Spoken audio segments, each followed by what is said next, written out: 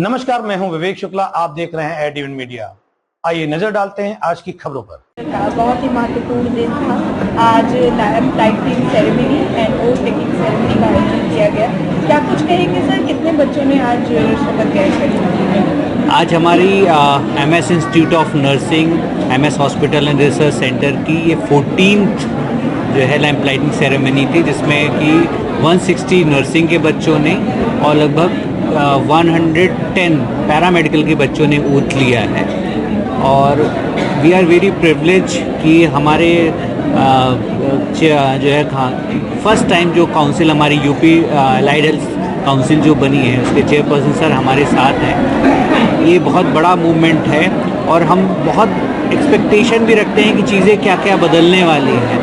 Paramedical अभी तक एक ऐसा फील्ड था यूपी में ख़ास तौर पे कि वो थोड़ा सा इग्नोरेंस किया, लोग अवेयरनेस नहीं थी। लेकिन सर के आने के बाद एक एक्सपेक्टेशन बहुत ज़्यादा उठ जाती, चाहे बच्चों में हो या एज ए कॉलेज ऑनर, कि जो डिस्क्रिमिनेशंस होते थे कि डिफरेंट कॉलेजेस में डिफरेंट करिकुलम में डिफरेंट ड्यूरेशंस तक होती थी कि किसी एक ही कोर्स की ड्यूरेशन किसी कॉलेज में 3 साल है तो किसी में 4 साल है। तो ये एक बहुत बड़ा हम लोग फेस कर रहे थे। लेकिन काउंसिल बनने के बाद ये हम लोगों को बहुत बड़ा रिलीफ मिलने वाला है और इनफैक्ट हमें ही नहीं, बच्चों को भी बहुत बड़ा बेनिफिट इसमें मिलने वाला है। इसके अंतर्गत अभी रिसेंटली सबसे बड़ा चेंज आया कि जैसे कि पहले BSc MLT कोर्स हुआ करता था, अब उसको BMLS कर दिया गया। पहले वो 3 साल का कोर्स था, अब वो जो है 4 साल का कोर्स हो गया है और ये यूनिफॉर्मली सभी जगह वो वैलिड हो गया है। अभी भी लेकिन कुछ यूनिवर्सिटीज़ हैं जो BSc MLT चलाते हैं तो उनको फिर इनवैलिड घोषित किया जाएगा क्योंकि वो 3 साल के हैं, क्योंकि नए करिकुलम के अंतर्गत आपको BMLS ही कंसीडर होगा, ना कि BMLT। इस तरह की बहुत सारी चीज़ें हैं जो बहुत सारी चेंज होने वाली है। जैसे अभी सर ने बताया कि BPT is going to be a more than अभी 4 ईयर 6 मंथ का कोर्स है, it's going to be 5 years. तो ये बहुत बड़ा अचीवमेंट होगा हम लोगों के लिए भी और इस प्रदेश के लिए भी। नई जॉब्स क्रिएट होंगी और बच्चों का भविष्य बहुत ही उज्जवल होने वाला है। और जहाँ तक हमारे ऑर्गेनाइजेशंस आप लोग सभी जानते हैं, मोहन श्याम फाउंडेशन, हमारा सपना स्वस्थ भारत हो अपना, ये हमारा मोटिव है कि हम अपने पूरे देश को किस तरह से स्वस्थ कर सकें। इसी के अंतर्गत हम जो है हमारे हॉस्पिटल में डिफरेंट जो है चीज़ें चलती रहती हैं। इसके अंदर जैसे आप लोग जब सभी जानते हैं कि हमारे यहाँ आयुष्मान का काम बहुत ज़्यादा होता है और हमारे यहाँ मल्टी स्पेशलिटीज़, चाहे कैंसर हो या नी रिप्लेसमेंट, ऑर्थो हो, यूरो हो, सभी चीज़ें हमारे यहाँ होती हैं और हम लोग आयुष्मान के पेशेंट को totally free of cost, in that we provide food and everything. एक बहुत बड़ा अचीवमेंट हमारे लिए, जो प्राइवेट हॉस्पिटल जो बड़ी सर्जरीज हैं उनको इग्नोर करते हैं क्योंकि उसमें कॉस्टिंग नहीं बढ़ती है। लेकिन हमने उसको भी एज ए चैलेंज लिया कि हम उन पेशेंट्स को भी किस तरह से लो कॉस्ट में वो चीज़ें प्रोवाइड कर सकें without any single penny. The patient has not to pay any single penny for Ayushman. तो ये बहुत बड़ा, मैं तो कहता हूँ ये गवर्नमेंट का इनिशिएटिव है, लेकिन हमारी कोशिश यही है कि हम कितना बेहतरीन कर सकें।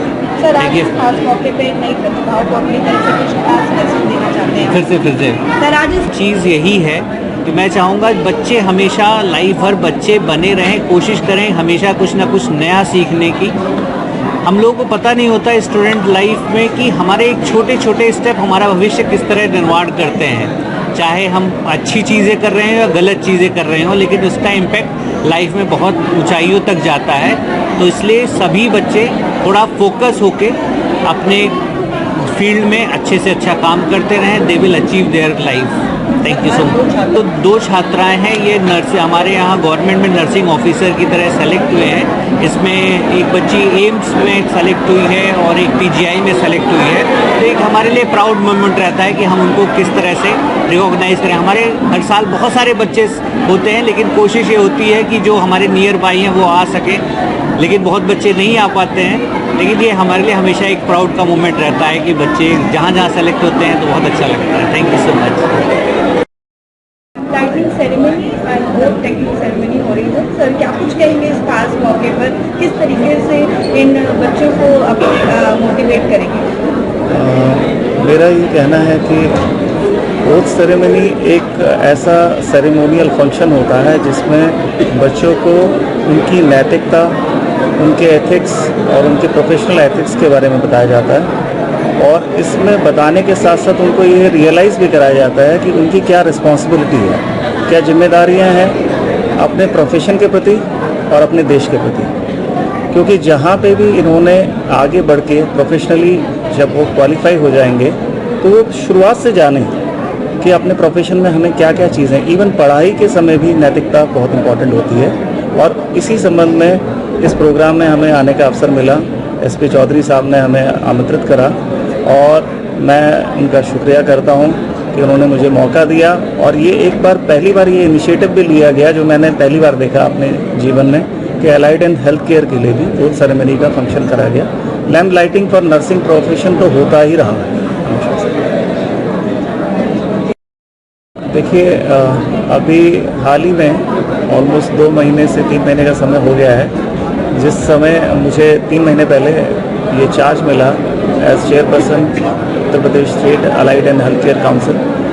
ये पहली दफ़ा बनी है ये काउंसिल, और ये नेशनल कमीशन बना है। उसके अंतर्गत हर स्टेट में काउंसिल बनाई जा रही है। उसके अंतर्गत हमारे यूपी स्टेट की भी काउंसिल बनी है और इसकी जिम्मेवारी बहुत बड़ी है।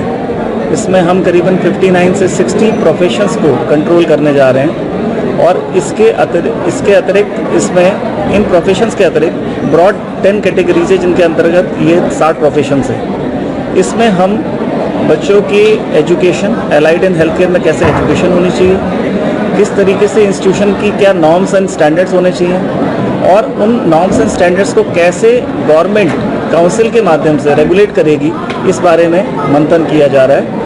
इसमें नए रेगुलेशंस आने वाले हैं, और जैसे ही रेगुलेशन प्राप्त होंगे उसके बाद इस चीज़ पर कार्रवाई होगी। इसके अतिरिक्त अभी 13 प्रोफेशंस हैं जिनके नए करिकुलम आ गए, जो कि पूरे प्रदेश ही नहीं पूरे देश भर में एक ही तरह के करिकुलम चलेंगे। एक ही टाइप का पाठ्यक्रम होगा, एक ही टाइप की ड्यूरेशन होगी, और एक ही नॉमेनक्लेचर से वो प्रोग्राम चलाया जाएगा। तो ये सारा एक महत्वपूर्ण बदलाव है जो मुख्यमंत्री जी के नेतृत्व में, और उप मुख्यमंत्री जी जो हमारे मेन इस विभाग के मंत्री हैं। और इसके अतिरिक्त मैं कहूँगा कि मेडिकल एजुकेशन डिपार्टमेंट इसको बहुत अच्छी तरीके से इस पर निगरानी कर रहा है, और इसको बहुत जल्दी ही यथार्थ रूप में लाने की कोशिश चल रही है।